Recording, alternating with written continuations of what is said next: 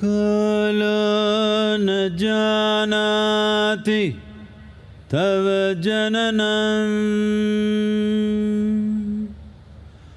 कालो न जानाति तव समापनं दृष्टो मया तव महाकारः योगेश्वर काल काल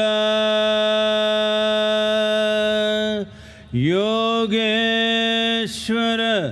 काल काल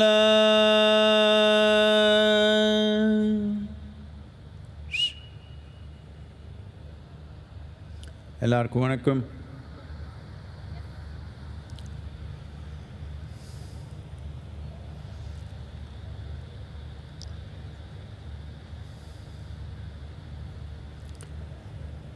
இந்த தமிழ் மண், இந்த தமிழ் கலாச்சாரம், தமிழ் இசை, தமிழ் நாட்டியம், தமிழ் கலை, தமிழ் மொழி, எதை எடுத்தாலும் தமிழன பக்தி என்ற ஒரு தெம்பு.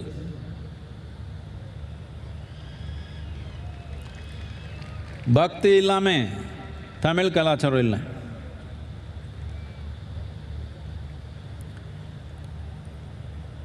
இந்த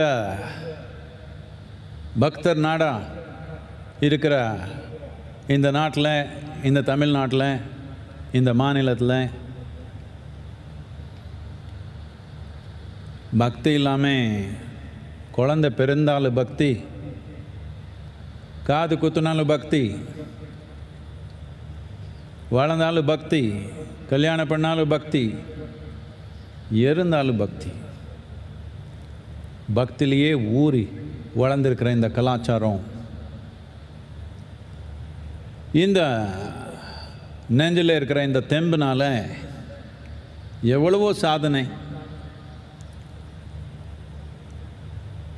ஆயிரம் காலத்துலேருந்து, ஆயிரம் வருடங்கள்லேருந்து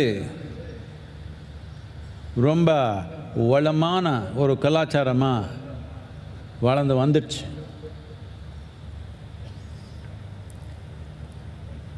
எவ்வளோ வளமான மித்த நாடுகள் எல்லாமே கற்பனையும் பண்ண முடியாது. அந்த அளவுக்கு நன்மை, வளமான ஒரு சமூகம், ஒரு கலாச்சாரம் உருவாக்கப்பட்டது. உங்களுக்கு எல்லாருக்குமே தெரியும், யூரோப்பில் இருக்கிற நாடுகள் எல்லாமே அவருக்கு ஒரே ஆர்வம், எப்படியோ இந்த நாட்டுக்கு வந்துடணும்னு. இதுக்காக கப்பல் ஏறி எங்கெங்கேயோ போய் வழி தெரியாமல் அங்கே போய் இங்கே போய் அமெரிக்காவுக்கு போய் என்னென்னமோ பண்ணி கடைசியில் இங்கே வந்தாங்க. என்னத்துக்குன்னா, உலகத்திலேயே எல்லாத்துக்கும் வளமான நாடு அண்ட் முதல்ல இந்த பேர் நமக்கு இருந்தது. இந்த ஒரு வெற்றிகரமான வாழ்க்கைக்கு மூலமானது நம்ம பக்தி. ராஜராஜ சோழன் பிறந்த நாடு, கங்கை கொண்ட சோழன், பல்லவர், சேரர், அது மட்டும் இல்லை, எல்லாத்துக்கும் முக்கியமாக பூசலர், மைப்பொருள நாயனார், அப்பர், ஔவையார், 63 நாயன்மார்கள், ஆழ்வர்கள், இது நம்ம கலாச்சாரம். இந்த சிவராத்திரின்றது சில பேர் ஏதோ இது புதுசாக நாம் ஆரம்பிச்சிட்டோன்னு சொல்கிறாங்க. இப்படி இல்லை. சிவனே கால் வச்சா இந்த மண்ணில் சிவராத்திரி இல்லாமல் எப்படி நாம் வாழ்கிறது? நாம் உருவாக்குனதில்லை. ஏதோ நமக்கு ஒரு அதிருஷ்டம், நாம் அதில் பங்காக இருக்கிறதுக்கு நமக்கு ஒரு பெரிய அதிருஷ்டம் இந்த நாள் நமக்கு கிடச்சிருக்குது. எல்லாருக்கும் வணக்கம்.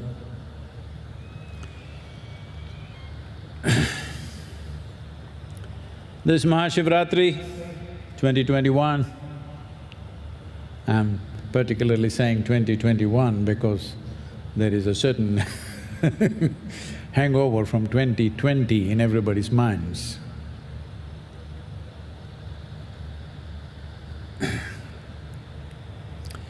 This land, which the southern Indian land, this is not only true to southern India, but I'm speaking of southern India because I'm here. We are all here right now. This is true for the entire country, but particularly here down south. Because this is a land where we were not ravaged by invasions to the extent that northern India was ravaged. So this land, particularly Tamil Nadu, has been a land of devotion. The great kings like Rajaraja Cholan, Gangaikonda Cholan, Cherans, other people, there may various other dynasties, every one of them are profound devotees. But those are not the biggest names in Tamil Nadu.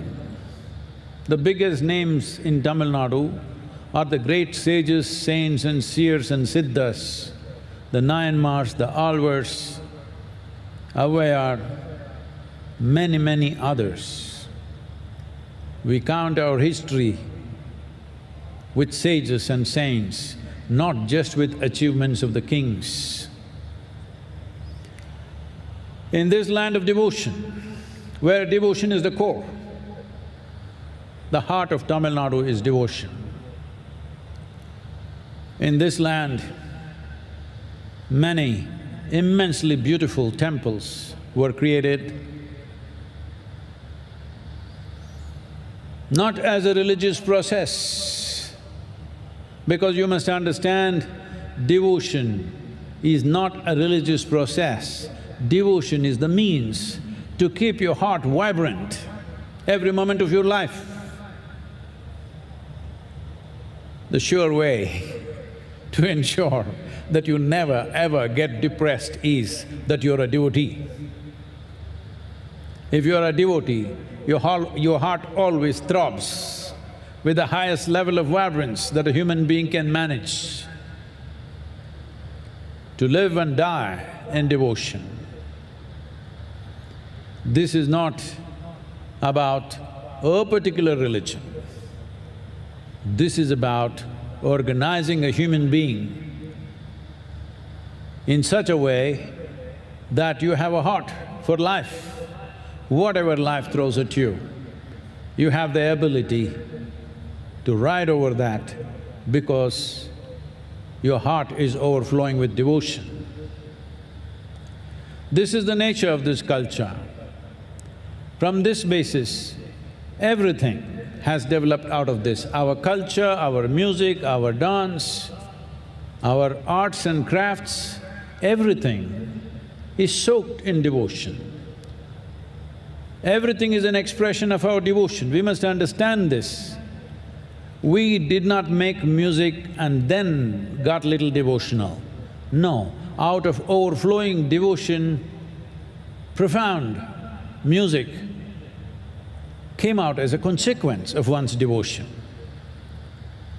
Our prosperity, which is legendary, so prosperous to an extent that outside world could not imagine how prosperous a nation can be. that prosperous 1,000 years ago or more, that everybody, you just look at it, 300 years ago, just everybody in Europe wanted to come to India. Don't think that they wanted to come and get enlightened in India. Or don't think they were just coming for sightseeing to see your beaches. No, they wanted to come here. Or don't even imagine, don't be stupid enough to imagine that they were in love with you. They wanted to come because this was the wealthiest land on the planet. And this wealth was not our focus. This wealth, this prosperity was a consequence of our devotion. Because we addressed human well-being in a holistic way. We were not foolish enough to think just fixing the economy, human beings will be well. We understood unless all dimensions of the human being are addressed, there will be no well-being. From this, as a consequence, this land became prosperous. Please, Tamil.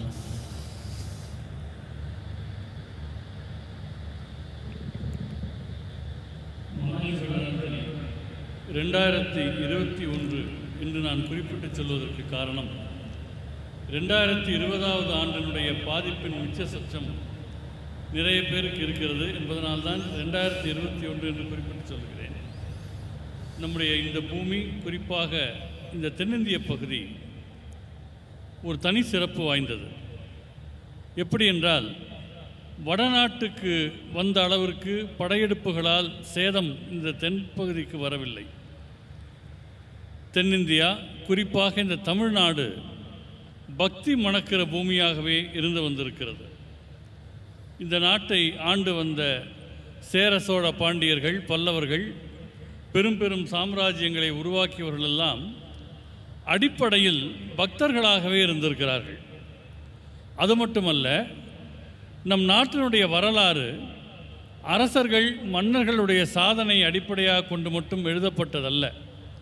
முனிவர்கள், ஞானிகள், சித்தர்கள், நாயன்மார்கள், ஆழ்வார்கள், ஔவையார் போன்ற வாழையடி வாழையென வந்த அருளாளர்கள், இவர்களுடைய வரலாற்றை வைத்துதான் இந்த தேசத்தினுடைய வரலாறு எழுதப்பட்டிருக்கிறது. பக்திதான் நம்முடைய மூலமாக இருந்திருக்கிறது. தமிழ்நாட்டினுடைய ஹிருதயமாகவே பக்தி இருந்திருக்கிறது. அதன் விளைவாக மிக அற்புதமான ஆலயங்கள் இங்கே உருவாக்கப்பட்டன. ஆலயங்கள் என்று சொல்லுகிற போது நாம் ஒன்றை புரிந்து கொள்ள வேண்டும். இவை வெறும் மத சடங்குகளாக மட்டுமின்றி ஒரு மனிதன் உயிர்ப்போடு வாழ்வதற்கான வழி பக்தி என்பதை கண்டறிந்ததால் அதற்கான வழியாக ஆலயங்கள் உருவாக்கப்பட்டன. ஒரு பக்தன் மனச்சோர்வு அடைவதில்லை. மனச்சோர்வு இல்லாமல் வாழ்வதற்கு மிகச்சிறந்த வழி பக்தனாக வாழ்வது. பக்தி என்பதுதான் உயிர்ப்புத்தன்மையினுடைய உச்சமாக விளங்குகிறது. குறிப்பிட்ட மதம் என்கிற எல்லையை கூட கடந்து மனித வாழ்வுக்கு எது சக்தி தருகிறதோ அது பக்தி என்பதை நம்முடைய முன்னோர்கள் கண்டறிந்தார்கள். எனவே பக்தி மணக்கிற நாடாக இந்த நாடு இருந்திருக்கிறது. இது நம்முடைய இயல்பாகவே அமைந்திருக்கிறது.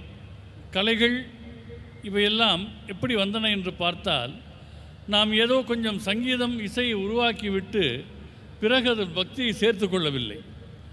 பக்தி நமக்குள் பிரவாகம் எடுத்து பொங்கியதால் இசை வந்தது, கலை வந்தது, நாட்டியம் வந்தது. கைவினைப் பொருட்கள் எல்லாம் பக்தியிலே மூழ்கி வெளிவந்தவையாகவே இருக்கின்றன. எனவே அனைத்துக்கும் மூலமாக பக்தி இருந்திருக்கிறது. அதே போல் இந்த நாட்டினுடைய வளம் மற்ற தேசத்தவர்களால் கற்பனை செய்யப்பட முடியாத அளவிற்கு ஒரு சிறந்த வளமாக இருந்திருக்கிறது. அதனால்தான் ஐரோப்பியர்களெல்லாம் எப்படியாவது இங்கே வந்து சேர வேண்டும் என்று தேடி வந்தார்கள். நீங்கள் ஒன்றை மறந்துவிடக்கூடாது. ஐரோப்பியர்கள் ஞானோதயம் அடைவதற்காக நம்மை தேடி வரவில்லை. உங்கள் கடற்கரைகளையும் மற்ற சுற்றுலா தலங்களையும் பார்ப்பதற்காக வரவில்லை, அல்லது உங்கள் மேல் மிகுந்த நேசம் கொண்டிருந்ததாலும் வரவில்லை. இந்த தேசத்தினுடைய வளம் அவர்களை ஈர்த்தது. ஆனால் நாம் இந்த பொருளாதார வளத்தை மட்டும் பெரிதாக நினைக்கவில்லை. ஏனென்றால் ஒரு மனித வாழ்வை முழுமையாக்கக்கூடியது எவை என்பதை பார்த்து அவற்றில்தான் இந்த நாடு கவனம் செலுத்தியது. ஒரு முழுமையான நலவாழ்வில் நாம் கவனம் செலுத்தினோமே தவிர வெறும் பொருளாதார வளங்களில் மட்டும் நாம் கவனம் செலுத்தவில்லை.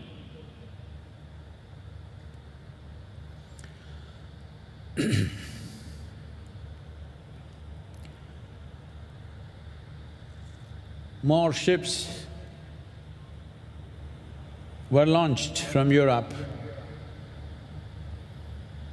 towards India in those 2 centuries than for anything else. It was the wealth.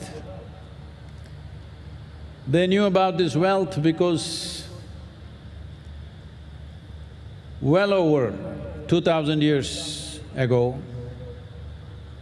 well over 5,000 years ago, there are records of Roman ships, Greek ships coming here to Tamil Nadu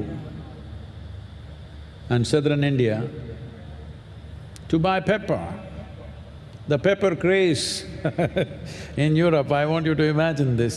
People who had never eaten any spice in their life except salted food, when they first tasted pepper,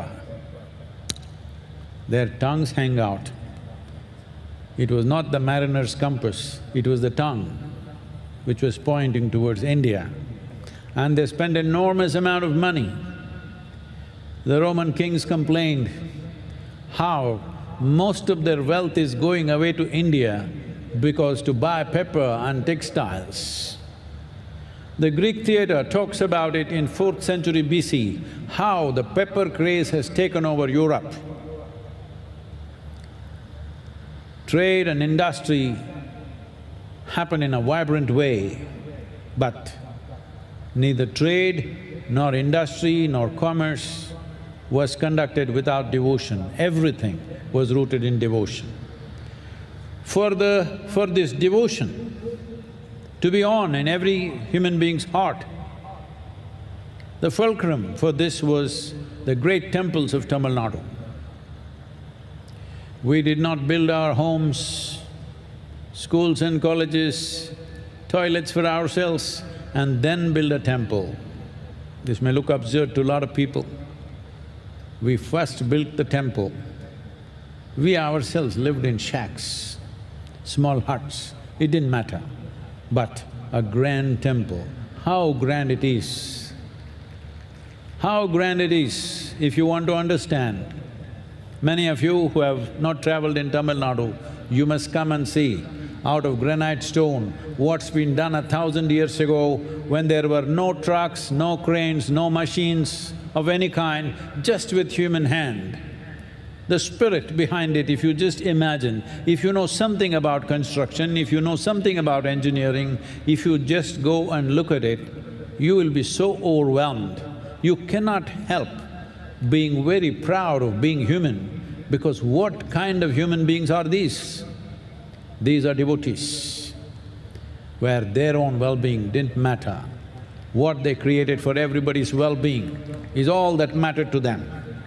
We are once again breeding and creating such people here that the devotion in their heart is the main fire. You need to understand this, that everything that is significant that's ever been done in the world has been done because of human spirit. And human spirit is at its best when you're a devotee, because the concerns of what about me have been dissolved within you. Out of this, the entire culture flourished. Well, everybody counts only the commercial successes. They don't understand the profoundness of various other things. As I have been speaking about the temples, there is a lot of debate and discussion going on, lot of negativity from certain people. But I want you to understand this. Right now the problem is, I've been talking to so many people, If you say temple, they say revenue. Varamanam.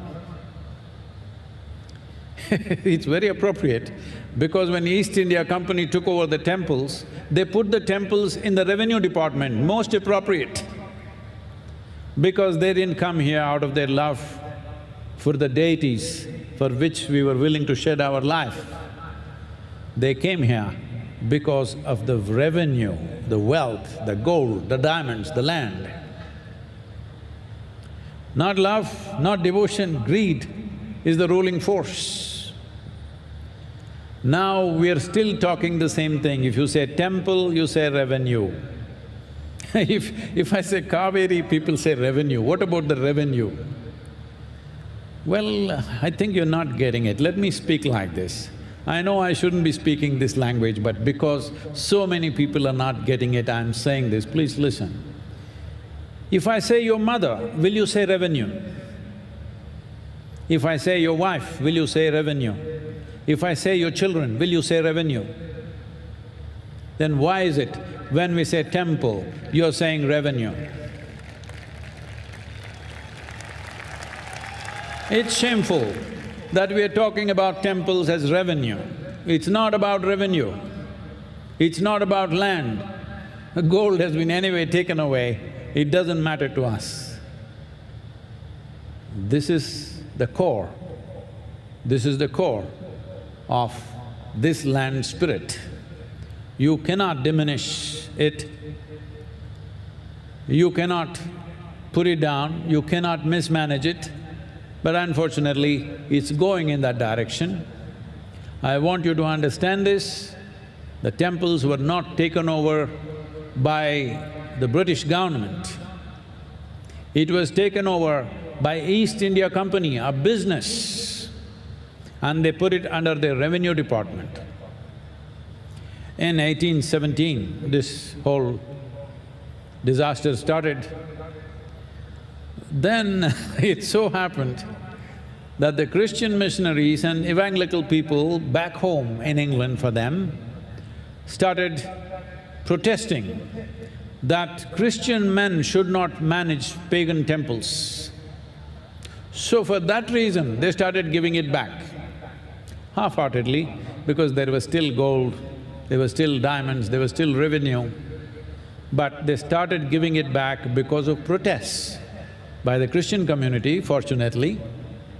I'm saying this because today when I say these temples should be in the hands of the devotees, some people say, why can't we take over the churches? Why can't we take over the mosques? Why can't we take over the Jain temples, gurudwaras? No, you should not touch the mosque, you should not touch the church, you should not touch the gurudwara or the Jain temple, because there is one justice, one injustice. You don't have to multiply that. Instead of solving the problem, you want to multiply the problem. Nobody has any right to take anybody's place of worship, whoever they are, whatever they believe in. If it means something to them, it means something to them, that's all. But in Tamil Nadu, 87% of the population, their places of worship, unfortunately, is in the hands of the government by default, not by intent, because the East India Company did it and we continue like one famous, now recently very popular poet, American poet, said this, just ease is not justice. Unfortunately, this is continuing in Tamil Nadu and large parts of the country. We think if you just leave it as it is, it's justice. No, just is not justice. Now, what is it that I'm talking about? What I'm saying is, I'm talking about the fundamental rights of the citizens of India, and I'm talking about secularism, because in my understanding, to be secular means religion does not mess with the government does not mess with the religion. That's my idea of secularism.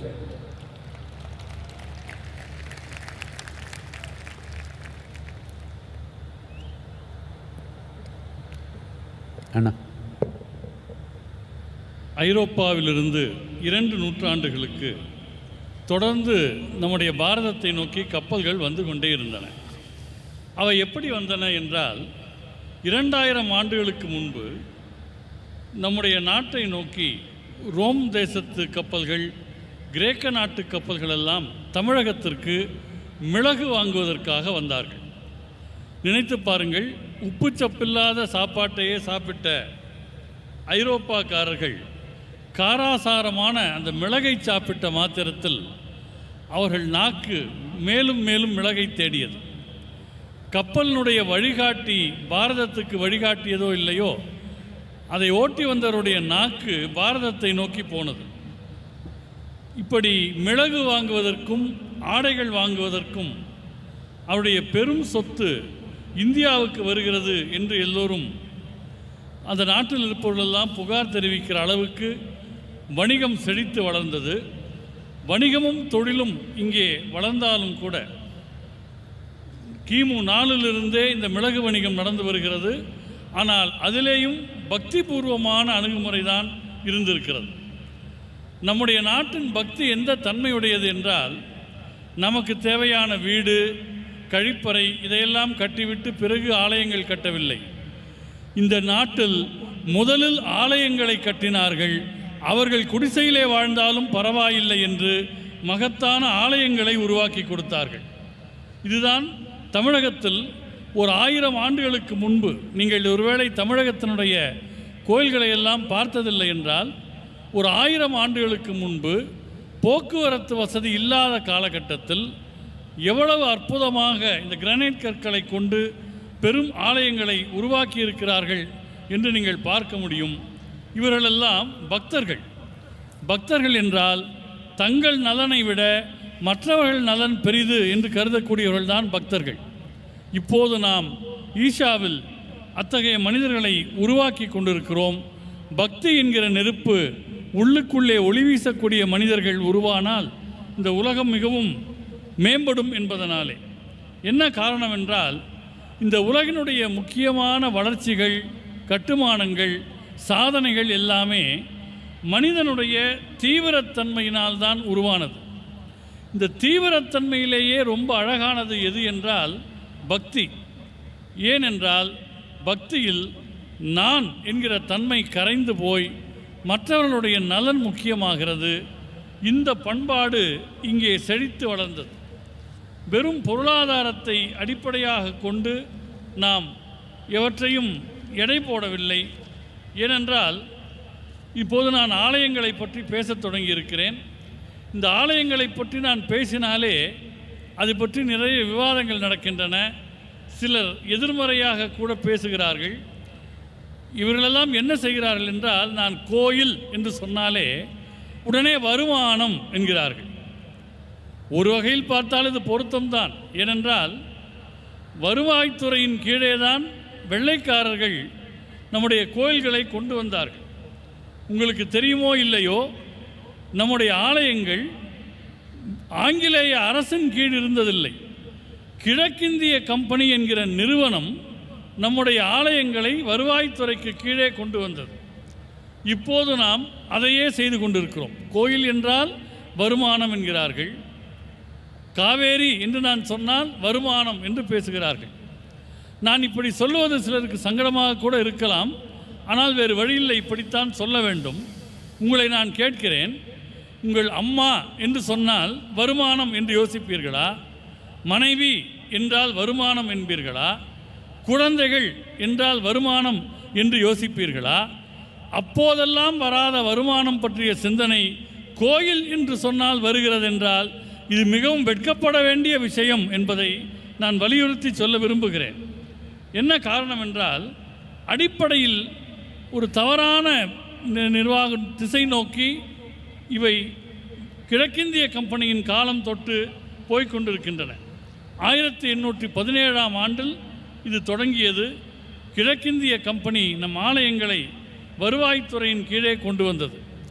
அதற்கு பிறகு என்ன ஆனது என்றால், அந்த ஆங்கிலேயர்களுடைய நாட்டில் இருந்த கிறிஸ்துவ மிஷினரிகள் எல்லாம் அவர்கள் நம்முடைய தெய்வங்கள் மேல் நம்பிக்கை இல்லை, இந்த கோயில்களை நீங்கள் கையாளக்கூடாது என்று எதிர்ப்பு தெரிவித்தார்கள். இதில் கொட்டி கிடந்த வளங்களை பார்த்து, தங்கத்தை பார்த்து அவர்களுக்கு கொடுக்க மனமில்லை. ஆனால் நாட்டிலே எதிர்ப்பு உருவான காரணத்தால் அரைமனதாக திரும்ப கொடுத்தார்கள். இப்போது பக்தர்கள் கையிலே கோயில்கள் ஒப்படைக்கப்பட வேண்டும் என்று நான் சொன்னதும் சிலர் கேட்கிறார்கள், ஏன் மசூதிகளை எடுக்கக்கூடாதா, தேவாலயங்களை எடுக்கக்கூடாதா, குருத்வாராக்களை எடுக்கக்கூடாதா, சமண கோயில்களை எல்லாம் எடுக்கக்கூடாதா என்று கேட்கிறார்கள். மிக நிச்சயமாக அவை எவற்றையும் அரசாங்கம் எடுக்கக்கூடாது. ஒரு அநீதி ஏற்கனவே நமக்கு இழைக்கப்பட்டிருக்கிறது. இதை நாம் தீர்க்க வேண்டுமே தவிர அநீதிகளை பெருக்கிக் கொண்டே போகக்கூடாது. எந்த வழிபாட்டு தலத்திலும் கை வைக்க அரசாங்கத்திற்கு உரிமை இல்லை என்பதைத்தான் நாம் உரக்கச் சொல்லுகின்றோம். இன்று இந்த தேசத்தினுடைய 87% மக்கள் தொகை கொண்ட மனிதர்களுடைய ஆலயங்கள் அரசாங்கத்தினுடைய கைகளிலே இருக்கின்றன. அவை கிழக்கிந்திய கம்பெனியால் செய்யப்பட்டது என்று நான் ஏற்கனவே சொன்னேன். புகழ்பெற்ற அமெரிக்க கவிஞர் ஒருவர் சொன்னார், எது எளிதாக இருக்கிறதோ அது நீதி ஆகிவிடாது. ஜஸ்ட் ஈஸ் என்று எது எளிதாக இருக்கிறதோ அது ஜஸ்டிஸ் எனப்படும் நீதி ஆகிவிடாது என்று சொன்னார். இப்போது உள்நோக்கத்தோடு ஆலயங்களை அரசாங்கம் எடுத்ததோ இல்லையோ, அது வழக்கமாக கிழக்கிந்திய கம்பெனியை பார்த்து அப்படியே பின்பற்றி அது எளிதாக இருக்கிறது என்பதனாலே அப்படி செய்துவிட்டார்கள். என்னை பொறுத்தவரை நான் மனிதர்களுடைய அடிப்படை உரிமையை பேசுகிறேன். ஆலயங்கள் அரசின் பிடியிலிருந்து விடுவிக்கப்பட வேண்டும் என்று சொல்வதன் மூலம் நான் மனிதர்களுடைய அடிப்படை உரிமை பற்றி பேசுகிறேன், மத சார்பின்மை பற்றி பேசுகிறேன். ஏனென்றால் உண்மையான மத சார்பின்மை என்றால் என்ன தெரியுமா? அரசாங்கம் மத விஷயங்களை கையாளக்கூடாது, மதம் அரசு விஷயங்களில் தலையிடக்கூடாது. இதுதான் உண்மையான மத சார்பின்மை என்பதை நான் அழுத்தமாக உங்களுக்கு நினைவுபடுத்த விரும்புகிறேன். We must understand this. There is a profound science as to how these temples are built and above all how they are consecrated. Here in Tamil Nadu, we have temples which have been consecrated by Agastya Muni, by Patanjali Maharishi and many other sages and saints, particularly the 9 Mars. These are not just places of prayer. These are power centers for us to… these are windows to the cosmos. How we can open it, how we can realize different dimensions of knowing, how we can access different dimensions of knowledge.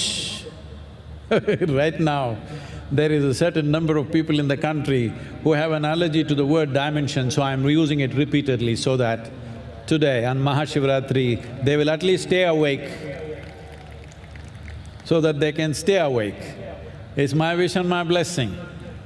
All those people who have filled themselves with hatred, today, at least today, cool it for one day, huh?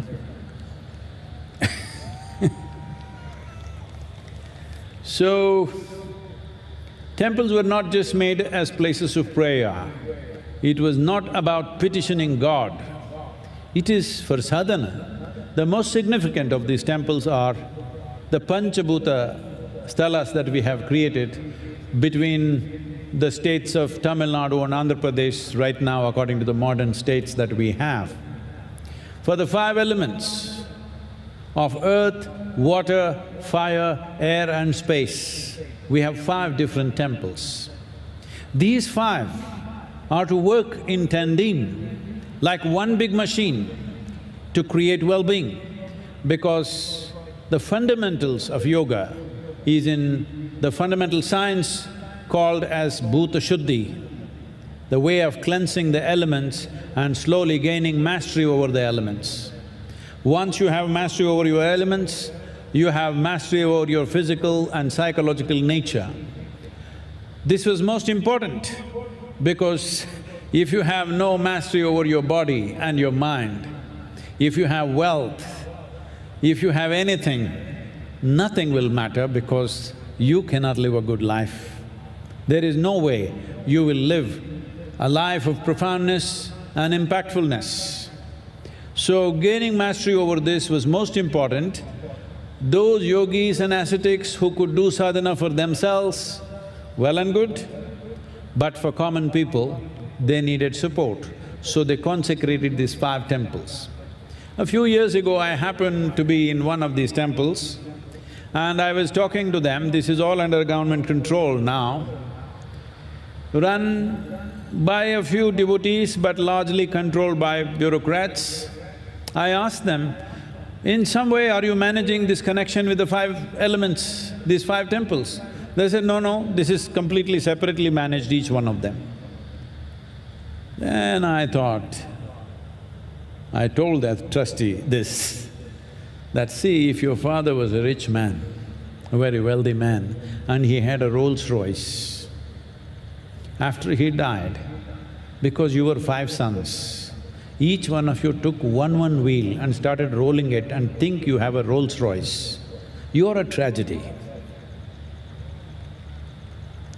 This is the tragedy that has come to us. People think if they take a broom and sweep it, they're managing the temple. People think if they do 2 pujas, they're managing the temple. No, that is not the management of temple. There is much more intricate science involved in this. It is very important. This is in the hands of the devotees.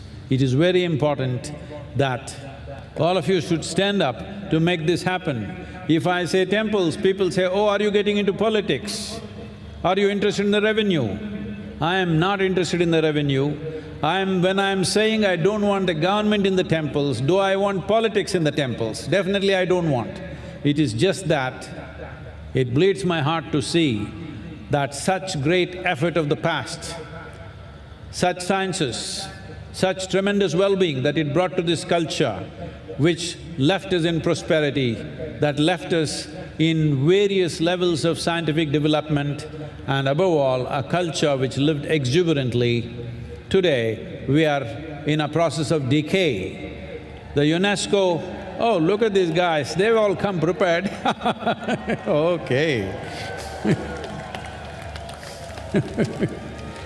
Okay.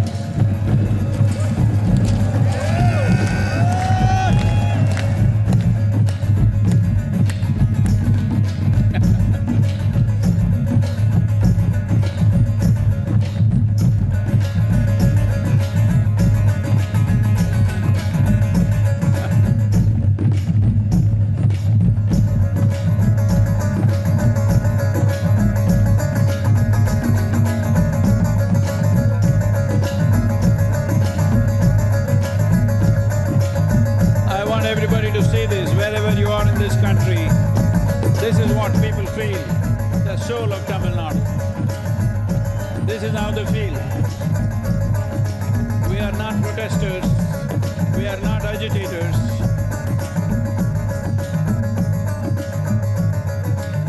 We are not protesters, we are not agitators, we are anguished, we are pained.